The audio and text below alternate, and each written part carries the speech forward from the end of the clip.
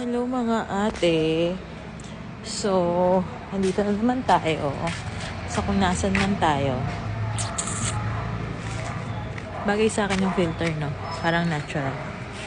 Anyway, so, nawagan ako ni Baby Bear. Sabi ni Baby Bear, ay hindi. Kailan ba to? Parang last week, pagka galing kong Malaysia.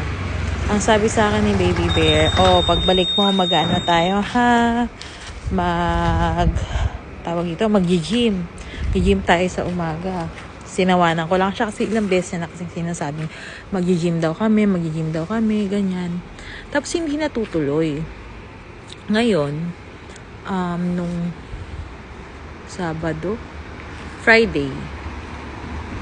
Friday ng umaga, sabi niya sa akin, hindi tayo makakapagkita ng 3 araw, Sabado, Linggo, at saka Lunes, kasi may event daw sa bahay nila, ganyan. Sabi ko, sige, okay lang, naiintindihan ko kasi parang binyag ata ng pamangkin niya, ganyan. Pero syempre, sa hindi, iba naman yung sa atin sa Philippines kung paano yung mga, diba, ritual natin. Anyway, sabi ko, sige. Tapos, eto na, Sabado, tawag siya. San ka, ganito, ganyan, ganon. Sabi ko, dito sa bahay. Sige, punta siya, kita kami. Sabi niya, dadalang kita bukas ng pagkain mo, ha? Ganyan, huwag ka na magluto. Sabi ko, sige. Tapos, sumunod, linggo na, anong oras na? Wala pa siya. Tawag siya, papunta na ako. Dala siyang pagkain, ganyan. Hindi kami nagkita ng Monday. Buong Monday kami hindi nagkita. Tapos, tinawagan ko siya. Sabi ko, mag-gym ba tayo? Sabi niya, mag-gym tayo.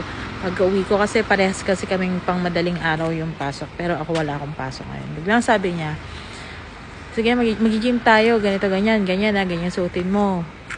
Pang gym. Sabi ko, sige. Si bakla, nagsuot ng pang gym. So, hindi ako nakasapatos kasi may istorya na nga yan.